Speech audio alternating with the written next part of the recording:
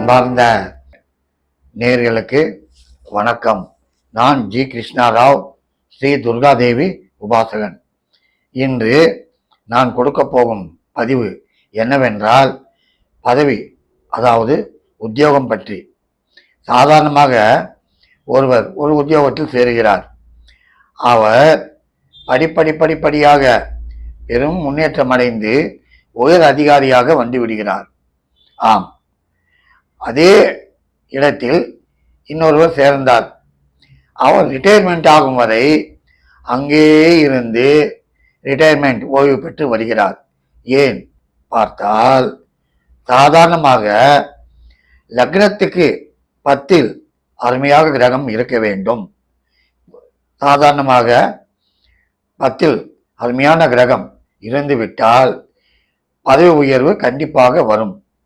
இப்பொழுது மீன லக்னம் என்று வைத்துக் கொள்வோம். அந்த மீன லக்னத்திற்கு லக்னாதிபதி 10 இருந்து லாபாதிபதி சனி 10 இருந்தாலும் அவருக்கு பெரும் உத்தியோகம் மட என்று வரும்.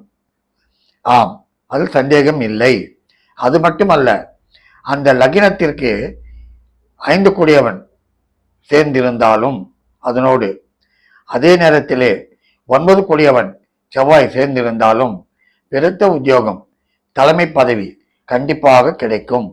ஆகவே முக்கியமாக சாதாரணமாக சொல்வார்கள், உத்தியோகம் புருஷ லட்சணம் என்று. உத்தியோகம் இருந்தால் அவர்களுக்கு ஒரு கௌரவம் புகழ் உண்டு. சரி, அதே ரிட்டையர்மெண்ட் ஆகும் வரை அவர் அங்கேயே இருக்கிறார் ஒருவர். ஏன் என்று பார்த்தால், அவருக்கு 10 இந்த 2 கிரகங்கள் இருந்தாலும், குரு சனி இருந்தாலும், அஷ்டமாதிபதி சுக்கிரன் சேர்ந்து விட்டாலும் அவருக்கு தடைகள் ஏற்படும்.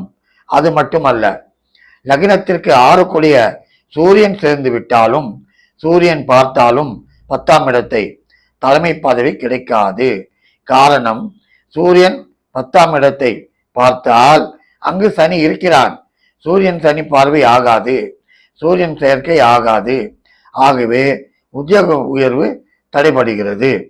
இது மட்டுமல்ல, இவர்கள் இதே ஜாதகக்காரர்கள் ஏதாவது ஒரு தொழில் செய்தாலும் பிரமாதமாக வந்து விடுவார்கள். எப்படி? லக்னத்திற்கு 10 குரு சனி வசந்த யோகம் இருந்து அதை லக்னத்திற்கு 9 கூடிய செவ்வாய் பார்வை செய்தால் பெருத்த பாக்கியம், தனலாபம், எல்லா கட்டுவார்கள் அமக்கலமாக தொழில்துறையில். ஆம், காரணம், லக்னத்திற்கு 4ஆம் இடத்தை குரு சனி செவ்வாய் பார்க்கிறது. வீடு, வண்டி, வாசல், வாகனம் அருமையாக இருப்பார்கள். ஆகவே முக்கியமாக நமக்கு ஒரு தொழில்துறையோ வியாபாரமோ இருந்தால் 10ஐ பார்க்க வேண்டும். அந்த 10 அருமையான கிரகங்கள், ராகு கேது தவிர மற்ற கிரகங்கள் இருந்தால் பரவாயில்லை. ராகு கேது சேர்ந்து விட்டால் ஐயா நிதானம், ஓரளவுக்கு பொறுமையாக போய் கொண்டிருப்பார்கள், நிதானமாக சம்பாதிப்பார்கள். ஓஹோ என்று வருவதற்கு வாய்ப்பு கொடுக்காது. கேது எப்பவுமே நிதானம் செய்யும், தடை செய்யும். ஆகவே 10ஆம் இடத்தை பாருங்கள், பதவி தேடுங்கள், அருமையான பதவி கிடைக்கும். அல்லது நீங்கள் தொழில்துறையில் போங்கள், தொழில் நிச்சயமாக வரும், அதில் சந்தேகம் இல்லை. ஆம், அதே நேரத்திலே லக்னத்திற்கு 6 கூடியவன் 10 இருந்து விட்டால் எப்பொழுதும் அந்த தொழில் கடனாக இருக்கும். கடன் வாங்குவது, கடன் கட்டுவது, கடன் வாங்குவது, கடன் கட்டுவது, இப்படித்தான் இருக்கும். எப்படி?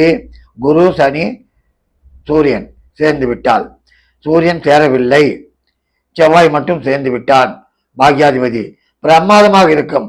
என்னையா சனி செவ்வாய் சேரலாமா என்று கேட்கலாம்.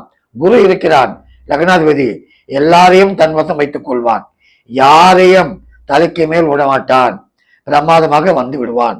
ஆகவே அன்பார்ந்த நேயர்களே, பதவி வந்தாலும் போங்கள், உத்தியோகம் வந்தாலும் போங்கள், அல்லது சிறு தொழில் ஏதாவது ஆரம்பம் செய்யுங்கள். பார்ப்போம், குரு மாறட்டும், சனி மாறட்டும், கேது மாறட்டும் என்று இருந்தால் நீங்கள் ஒரு காலும் மாறமாட்டீர்கள். நன்றி, வணக்கம்.